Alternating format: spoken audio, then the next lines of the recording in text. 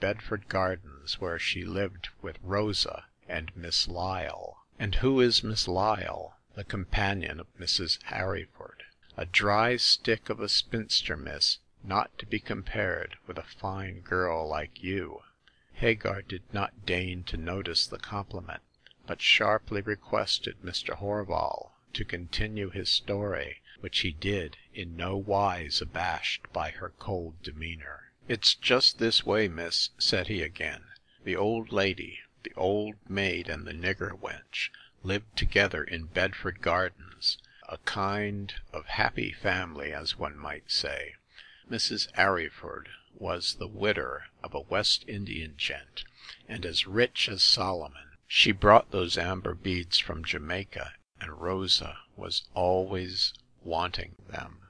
Why, the necklace was very unsuitable to one of her condition. 'Twasn't exactly the cost of it as she thought about," said Horval, nursing his chin, "but it seems that the necklace is a fetish or charm, or lucky penny, as you might say, to bring good fortune to the wearer.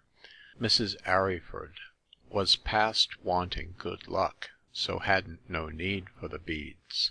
Rosa asked her for them, just for the good luck of them, as you might say.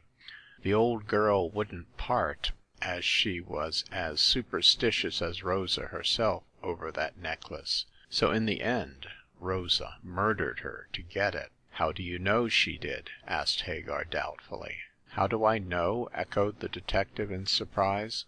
"'Cause I ain't a fool, miss. Last week Mrs. Arryford was found in her bed with a carving knife in her heart, as dead as a doornail, and the beads were missing. Miss Lyle, she didn't know anything about it, and Rosa swore she hadn't left her room, so you see we couldn't quite hit on who finished off Mrs. Arryford. But now, as I know Rosa pawned these beads, I'm sure she did the job."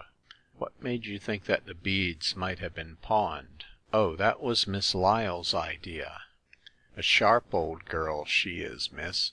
She was very fond of Mrs. Arryford, as she might well be, seeing as the old lady was rich, and kept her like a princess. Often she heard Rosa ask for those beads, so when Mrs. Arryford was killed, and the beads missing, she told me as she was sure Rosa had done the trick. But the pawning—" "Well, miss," said Horval, scratching his chin, "it was just this way. Miss Lyle said as how Rosa, to get rid of the necklace until the affair of the murder was blown over, might pawn it. I thought so too, so I sent a printed slip to all the pop shops in London. You wrote that the beads were here, so it seems that Miss Lyle was right." "Evidently. By the way, who gets the money of Mrs. Arryford?"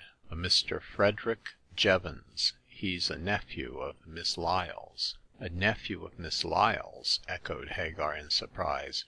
"And why did Mrs. Arryford leave her money to him instead of to her relatives?" "Well, it's just this way, miss," said Horval, rising. "She hasn't got no relatives, and as Mr. Jevons was a good-looking young chap, always at the house to see his aunt, she took a fancy to him and left the money his way." "You are sure that Miss Lyle is no relation to Miss Arryford?" "Quite sure. She was only the old girl's companion." "Was Mrs. Arryford weak in the head?" "Not as I ever heard of," said Mr. Horval, with a stare.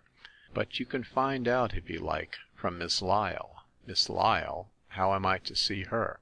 "Why," said the detective, clapping on his hat, "when you come to see if Rosa is the same nigger as pawned the amber beads, just leave someone to look after the shop, miss, and come with me right away."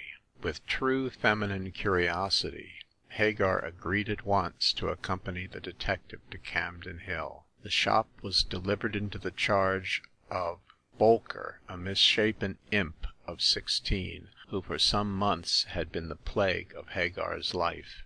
He had a long body and long arms, short legs and a short temper, and also a most malignant eye, which indicated only too truly his spiteful nature. Having given a few instructions to this charming lad, Hagar departed with Horval in the omnibus, and arrived at Bedford Gardens early in the afternoon. The house was a quaint, pretty cottage, which stood in a delightful garden, once the solace of poor dead Mrs. Arryford's soul, and was divided from the road by a tall fence of iron railings, closed in with wooden planks, painted a dark green. The room into which the detective and Gypsy were shown was a prim and rather cozy apartment, which bore the impress of Miss Lyle's old maidism in the disposition of the furniture. When they were seated here, and were waiting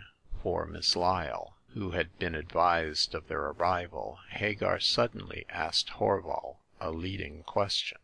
"Is Rosa dumb?" she demanded. "Bless you, no," answered Horval. "It's true as she don't talk much, but she can use her tongue in nigger fashion. Why do you ask?" "She said she was dumb when she pawned the beads." "Oh, that was 'cause she was too cute to let her voice betray her," replied Horval, smiling. He had humor enough to note Hagar's unconscious bull, but as she was likely to be useful to him in the conduct of the case, he did not wish to anger her by remarking on it. When Miss Lyle made her appearance, Hagar, after the manner of women, took immediate note of her looks and manner. The old maid was tall and lean and yellow, with cold gray eyes, and a thin-lipped, hard-tempered mouth turned down at the curves. Her iron gray hair was drawn tightly off her narrow forehead and screwed into a hard-looking knob behind. She wore a black stuff gown, somber and lusterless, collar and cuffs of white linen, and cloth slippers in which she glided noiselessly. Altogether an unpromising, hard woman, acidulated and narrow-minded, who looked disapprovingly on the rich beauty of Hagar, and remarked her graces with a jaundiced eye and a vinegary look. The cough with which she ended her inspection showed that she condemned the girl at first sight. "Is this young person necessary to your conduct of the case?" said Miss Lyle, addressing herself to Horval, and ignoring Hagar altogether. "Why, yes, miss," replied Horval, on whom the antagonistic attitude of the two women was not lost. "She keeps the pawn shop at which Rosa pawned the beads." Miss Lyle gave a start of virtuous horror, and her thin lips wreathed in a viperous smile. "The wretch did kill my poor friend, then," she said in a soft and fluty voice.